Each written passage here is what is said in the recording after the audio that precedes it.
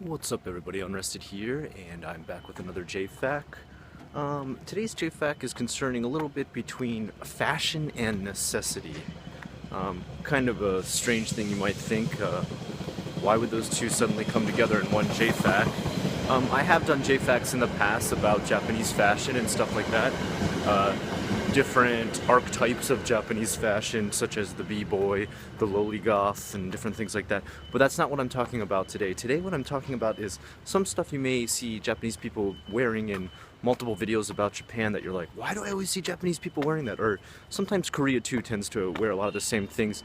And you're going to find out there's actually reasons behind some of the stuff that Japanese people wear. It looks very fashionable. Japan is a very, very fashionable nation. But there's also some reasons behind some of the stuff you see people wearing. And I'm going to go into that today. For example, let's start out first with shoes. A lot of people always tell me, they're like, why are the women always wearing boots there? You know, like really nice boots, even though they have like heels and things like that. And also, why do the guys tend to wear a lot of these like high tops? Like high tops are really popular. They seem to be really popular in Japan and Korea, and I don't see high top shoes worn as much in the States. I don't know about other Western countries. I don't know.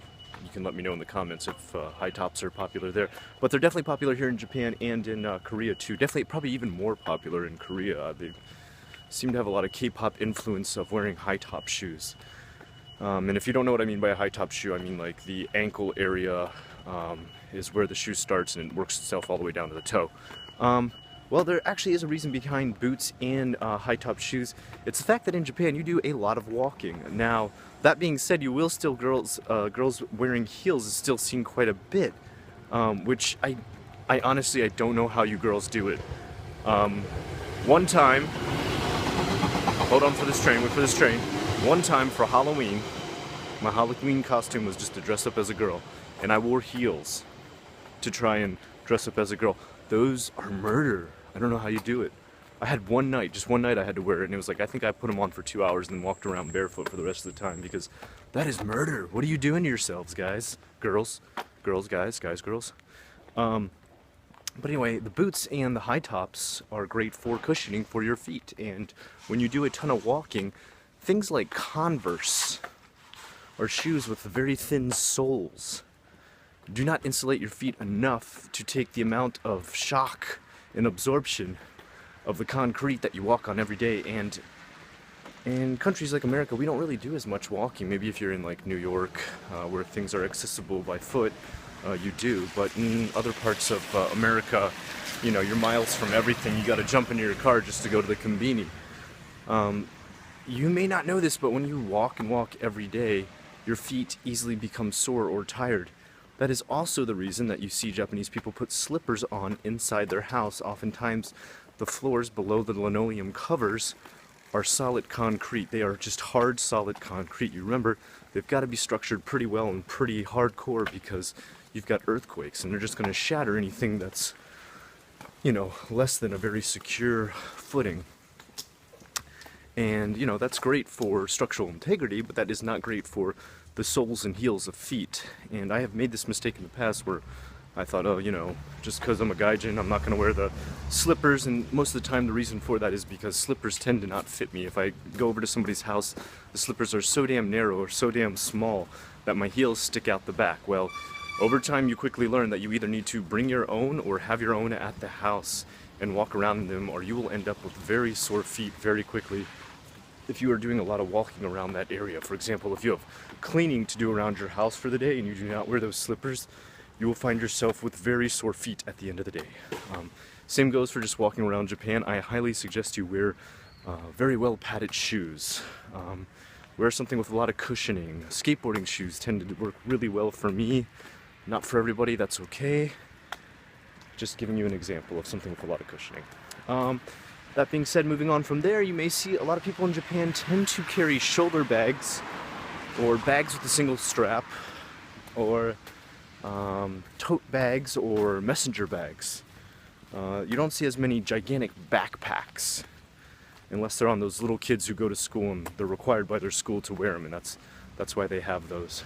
And if you're wondering about this, you're wondering, why do I always see so many tote bags and even man purses, which I'm not gonna lie, some guys carry man purses, nothing wrong with that.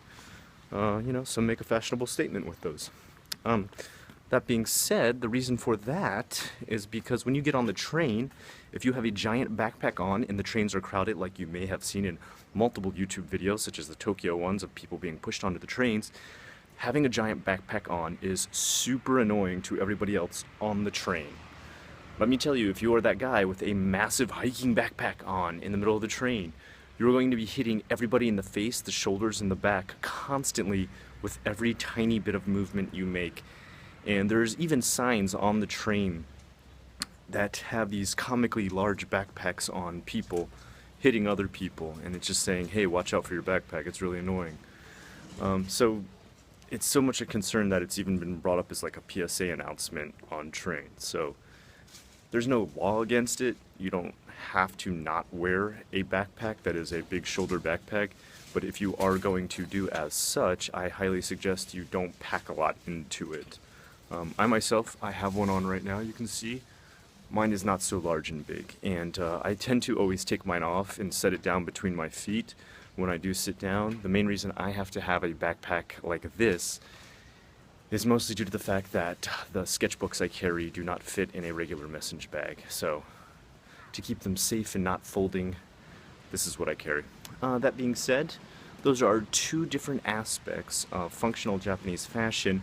One last one that I'll go into, which you've seen I'm sure quite a bit and know from a little bit of history about Japan, is the medical masks. Those medical masks you may think are mostly just to keep out coughs and colds and flus and things like that. And yes, they are for that, although it has been proven that they absolutely have no protection against the common cold or influenza whatsoever. So I never wear one myself. I never see a point, but they are also used as a point of fashion. They're used often in the lowly goth scene, but they're also just used for girls who want to take a step out of their apartment and don't feel like getting all dolled up. Now, I don't personally think any girl needs to put on a ton of makeup just to go to the conveni or something like that, but if they feel as though this is a big deal to them, they can just slip on one of these masks, pop it on, and walk out the door, go to the conveni, and that's it. So a lot of girls tend to use it for that. That being said, those are just a few functions of some of the things you commonly see every day here in Japan, the reason behind why. Until next time, I'm Unrested. This is JFAQ. If you like what you saw here today, please like, comment, and subscribe.